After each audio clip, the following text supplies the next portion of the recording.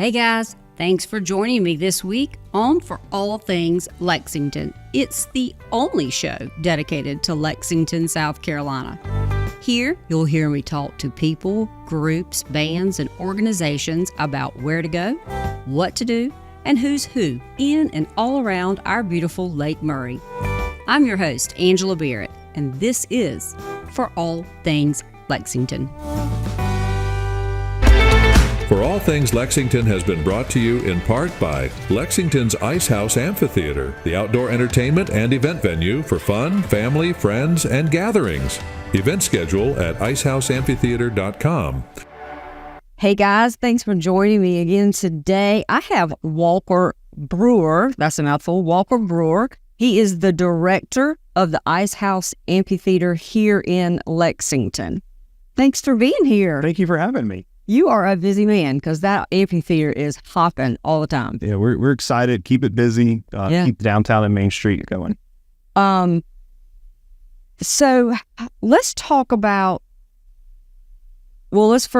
the bands and the concerts that go on there, just in a general sense. They contact you, you contact them. It's a combination of both. We get submissions daily from bands who want to play. We've got a relatively large and still growing file of different bands in the area, stuff like that. And then we work off of referrals from other bands that we've used and agents. Right. Now, so again, let's just talk about the bands and concerts in general, because that is a big portion of what happens at the amphitheater. Right. There are lots and lots of other things, and we'll get to that. So your job, because I don't think people fully understand how much there is to do for one band. Yep. So anytime we book a show, first step is we've got to do cost evaluation. We've got to look and see how much the band's going to cost, how much the show's going to cost us, as their outside needs, different contractors to bring in, some of that. So we've got to weigh the cost. And then if it's going to be a ticketed show, we've got to look and see what's the return value. What can we get per ticket? And so once we do that, that's normally takes us a couple days to a week, depends on how big it can be. Then we move into negotiations on the contract. People laugh about saying some people want green M&Ms, and I have seen those, only green M&Ms in the dressing room kind of thing. So we negotiate a lot of that sort of stuff.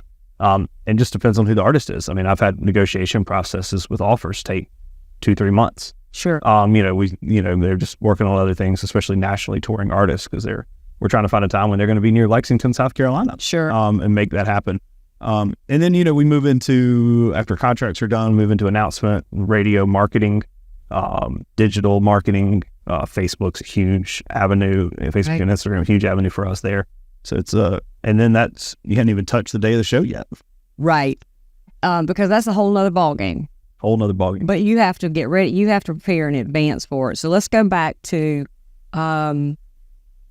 booking the event, and then you get into that contractual thing. And again, even before that, it is funding. A lot of the concerts here at the amphitheater are free. So how does that work? So we work off of sponsorship and vendor fees. Luckily, we've had some great community partners throughout, the Lexington area. And then we've also got, of course, our great vendors, and they have a fee that they pay us when they come to the amphitheater. So we work off of those two items for the most part. And then town council sees the amphitheater and a lot of what we're doing as a great bonus and a great add to town citizens and quality of life. So if there's shortfallings, the town has made it available to pick up the slack a little bit there. Because let's go to, I want to talk about a couple of different things as far as, again, we're just staying on the band and concerts here. Tell me some of the national bands, the ones that travel nationally. Most of the local ones, I think I know, but tell me some of the national bands that have been. So we've had Edwin McCain, Sister Hazel have been here. He's here, so I don't really think of Edwin as. I mean, I know he's not from Lexington, but he's a South Carolina. Oh, we think of him as a local guy. I know. The first time he played here, he was. We had to call it his management had to call and remind him to come play the show because he was out plowing the field in Greenwood. Yeah, in a tractor. Literally, he was in a field. So he rolled in and played a show. Great show. That was awesome. But so we've had Sister Hazel, which of course just hit, I believe, their 30th year together, 25th or 30th year together. They're out of Gainesville, Florida. We've had a couple of national country artists. David Nail, Eddie Montgomery from Montgomery Gentry has come through. Parma Lee has come through. So there's really headline our nationals that have come through. Yeah. And then, of course, you have some bands here locally that are repeats. I mean, you've got Greg Bickley with Tokyo Joe, and then he does Rocket Man and all those other. Then you've got Prettier Than Matt and several others that, sort of are regulars here. 100%. So we do our concert series, which is a lot of times where you'll see Tokyo Joe perform. Yeah. They do a fantastic job. That's on Thursday night. It's on Thursday nights, spring and fall.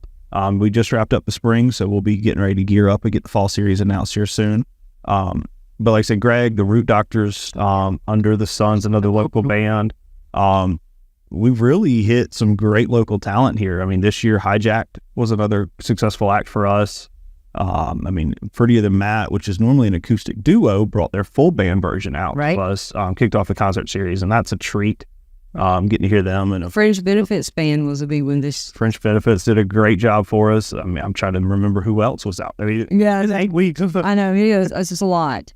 So let's talk about the day, going back to your job now, the day of the concert.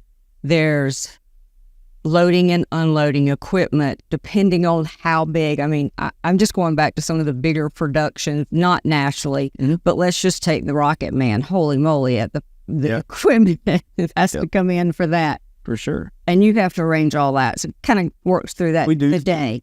Fortunately, a lot of our shows are repeats. Everyone loves coming back out to see them. So we've got schedules that are pretty set, and we're able to keep those.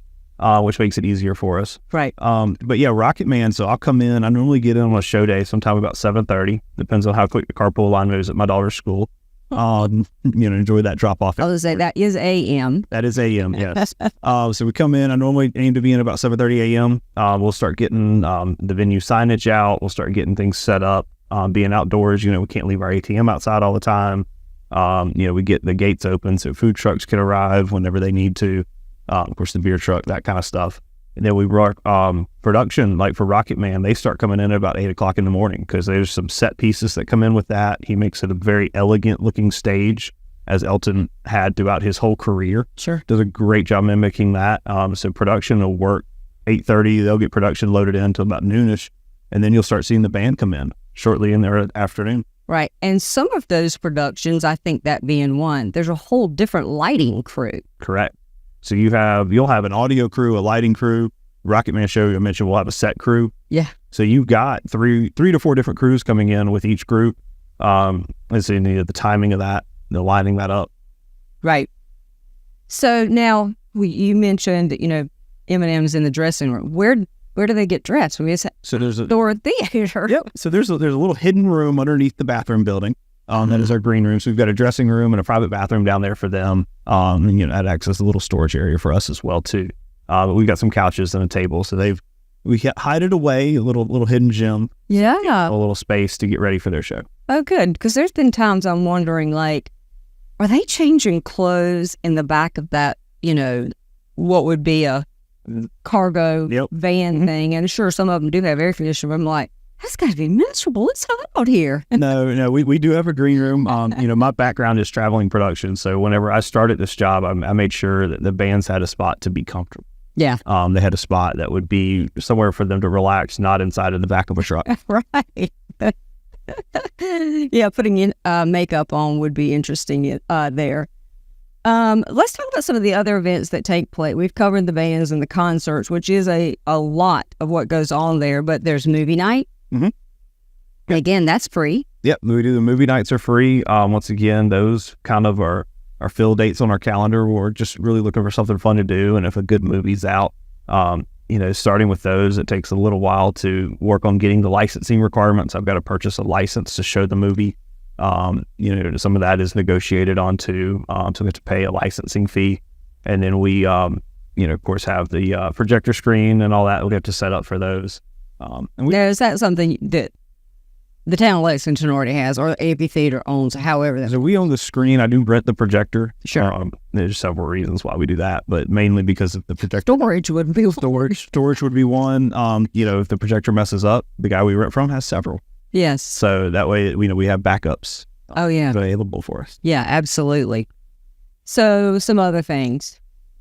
So we also have our market. Oh, yeah. Saturday morning market just kicked off a couple weeks ago in May. So we'll run that market now through the end of September. We're going to take July 6th off, give our staff and myself the holiday weekend.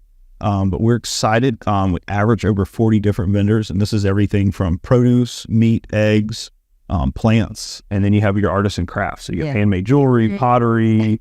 Yes, I mean, everything. My wife loves coming up shopping, bakeries, cookies, all kinds of stuff. It's an exciting Saturday. Come out and check it out. Yeah, absolutely.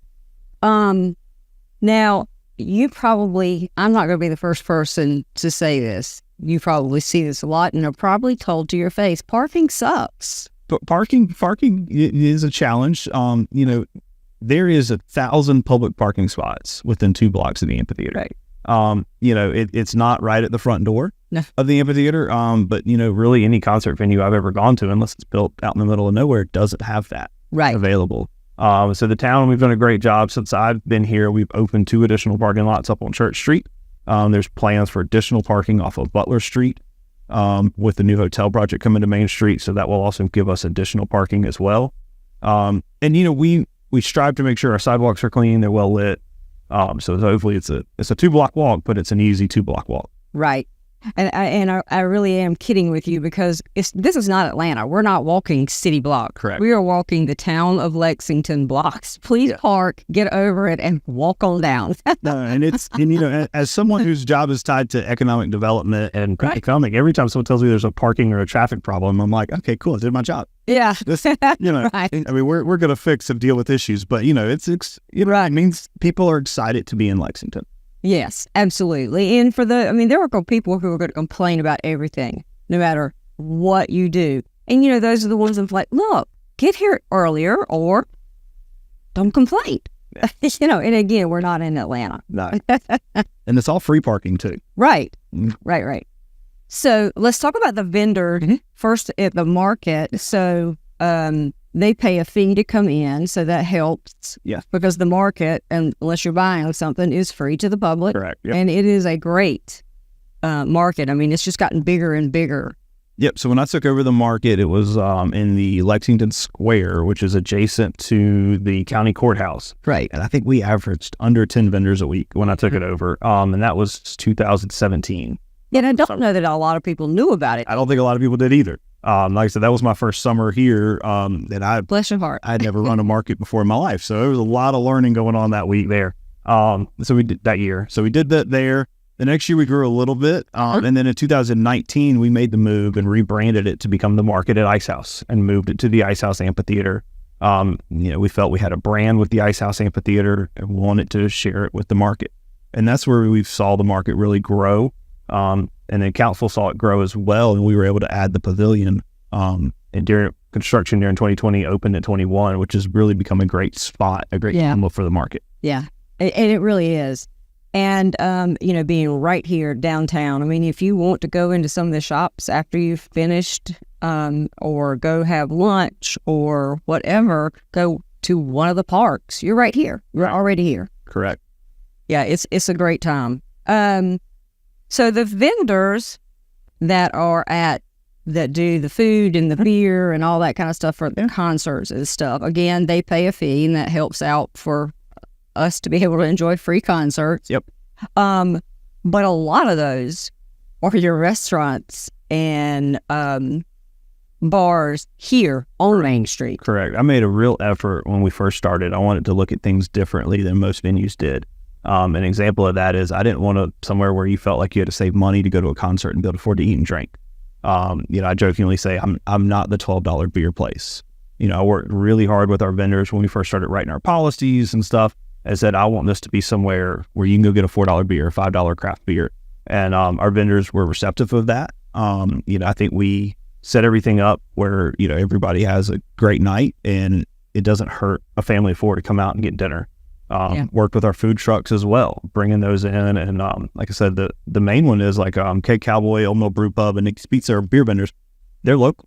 They're right here on Main Street. Across the street. They're quite literally across the street. And so, to have our local restaurants involved in it really is a great thing to me.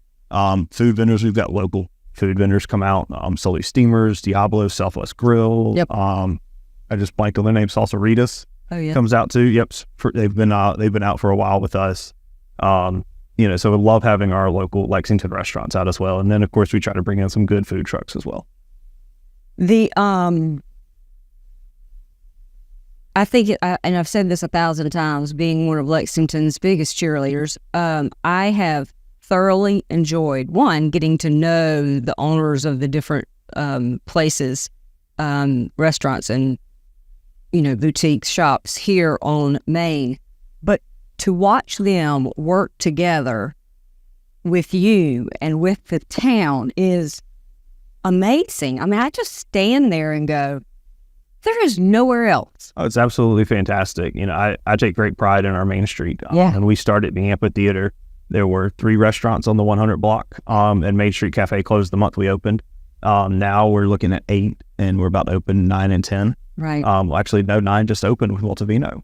Yeah. The wine bar across the street just opened. So, and it's fantastic. And everybody likes to ask me, what's your favorite? It depends on what you want to eat, because there's options. There's lots of options on Main Street for food, drinks. Right. And then like you said, they work together. It's a lot of fun watching the boutiques and restaurants work with each other to create their own events on Main Street. Absolutely. It's nothing we do at all, but it's fun watching them do it. Right. Yeah. And they just kind of like I said, they all kind of meld together, and it will be nothing for you to go to one place and the owner of this bar or restaurant is here eating or having a beer, and vice versa. It's amazing. And there is competition because everybody's in business, but they all want each other to succeed. They all want each other to succeed. They understand that the rising tide floats all ships. Yeah, absolutely.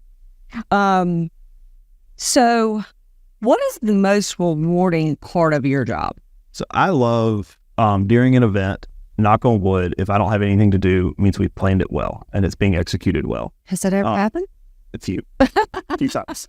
Every now and then, something always goes wrong. There's always an outlet tripped off or something. Sure. But I love sitting back in an event and you'll just listen to the last couple songs of the band. The crowd, of course, is into it, going wild, loving it. That to me is some of the most fun. And then the relationships I've built. Yeah. I've got not only business acquaintances now, but personal friends, whether it be with the vendors or the bands. We just, it's a business relationship, but we have friendships in that business relationship as well, which is just, to me, is more rewarding than anything else. Yeah, I'll agree with you. That is fun. So, anything coming up that maybe nobody knows about yet that you can say? So, unfortunately, a lot of our contracts keep us from telling it until certain states. We've got a great fall lineup coming up again. Really looking forward to that. Our August is really exciting. I never thought I'd be doing tribute bands like we do now. I mean, I've got a Taylor Swift tribute coming in August. Right. It's already sold. Oh, yeah. I think it went bad. I think my wife and daughter are more excited about that one than anyone else in the world. But so we're really excited. It's been a lot of fun growing it, and we've got a couple more announcements up our sleeves coming up. Any plans physically at the amphitheater? Right now, there's no plans for additions. Any projects at the amphitheater. With the pavilion being added, just opening in 2021, that was a great addition to us. Of course, we're working off of Virginia Hilton Park. It's a huge project town just opened, which is fantastic. Beautiful. You haven't been there, need to really check that out. That was well worth the renovation. I picked up sticks before it opened and pulled wheels. All the community help on that. We got it going. But it is. I didn't get a chance to play on the equipment, but I will. Gotta go. Splash pad's open now. Oh, I know. Absolutely, and we need to. What do you envision for the amphitheater over the next 5? So the next 5 years, we'll celebrate our 10th year anniversary. Really excited coming up on that. I really want to see continued success and growth. I want to bring in different acts. It's always something we look at, bringing in something different. Of course, a lot of our staples continue to be great received in the community. People love them. Right. But we want to keep mixing it up a little bit. We want to keep growing that. I'd like to see our market maintain its growth, maintain its standard that we've got on it. we're really excited for that. And then, of course, our other festivals, Snowball Festival is one where the tree lighting happens at the amphitheater. I want to continue to see all this grow. Yeah. Well, it is exciting and it's always busy, and God bless your heart because you are a busy man. If you take care of all that happens over there. Thank you so much for being here today. Oh, thank you so much for having me. I hope everybody, if you haven't been yet, come out and check out the Icehouse Amphitheater. Right. Our website, icehouseamphitheater.com. We're on Facebook and Instagram, Icehouse Amphitheater. And just a tidbit too, because a lot of people don't know, we're not named after the Icehouse beer. We were named after the original ice plant of Lexington, sat on that location where they would cut into 50-pound blocks of ice for your refrigerator back during the century. That's a cool piece of trivia. I love it. I didn't even think about the beer, actually, but craft, what can I say? I understand completely. I'm right there with you. Thanks so much. Well, thank you. Hey guys, thanks for hanging out with me today, and I hope you enjoyed the show. If you'd like to be a guest on the show or know someone you'd like to see on the show, contact me at forallthingslexington.com. That's the number 4, allthingslexington.com. For All Things Lexington has been brought to you in part by Lexington's Icehouse Amphitheater, the outdoor entertainment and event venue for fun, family, friends, and gatherings. Event schedule at icehouseamphitheater.com. And by Angela Barrett at HomeMattersSC.com. Building on what matters to you.